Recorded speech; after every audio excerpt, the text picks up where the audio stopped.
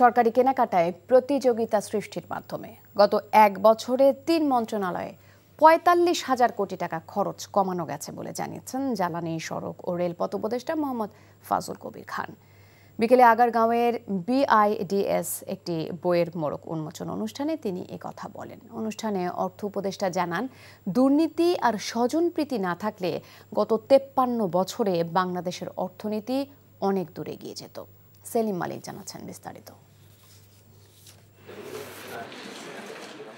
রাজনীতি সামগ্রিক অর্থনীতিকে কিভাবে প্রভাবিত করে এ নিয়ে উপদেষ্টা মোহাম্মদ ফাজুল কবির খানের লেখা বই বাংলাদেশের রাজনৈতিক অর্থনীতি।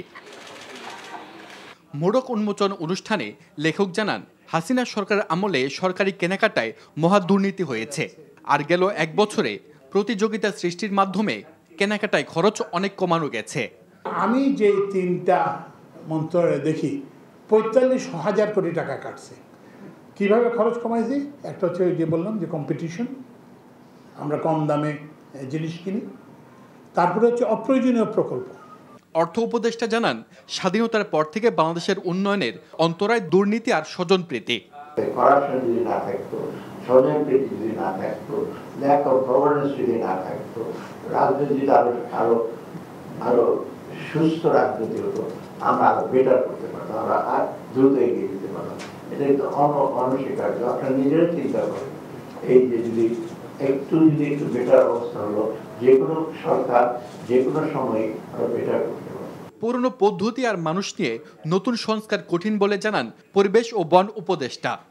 এক এনপিআর এর একটা স্ট্রাকচারাল চেঞ্জ আনতে যে অবস্থার মধ্যে আমাদেরকে পড়তে হলো, এটা খুবই পপুলার একটা ডিমান্ড ছিল, বাট এমন একটা রেজিস্ট্যান্স আসলো, সেটাকে কাউন্টার করতে গিয়ে সেখানেও কিন্তু অর্থনীতি আছে, রাজনীতি আছে কিনা জানি না, কিন্তু ওখানে আবার অর্থনীতির একটা রাজনীতি আছে।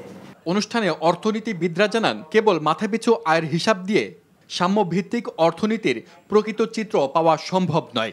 গড়ের যে গল্প, সেই গড়ের গল্পের মধ্যে এই যে বৈষম্যের গল্প, মাঠ বাস্তবতার গল্প, এগুলো অনেকটা অনুপস্থিত হয়ে যায়। সেলিম মালিক, NTV নিউজ, ঢাকা। বান্ডেল থাকলে প্রতি সেনমানিতে টাকা বাঁচবে। বিকাশ সেনমানি বান্ডেল কিনে জিতুন প্রতি লেনদেনে।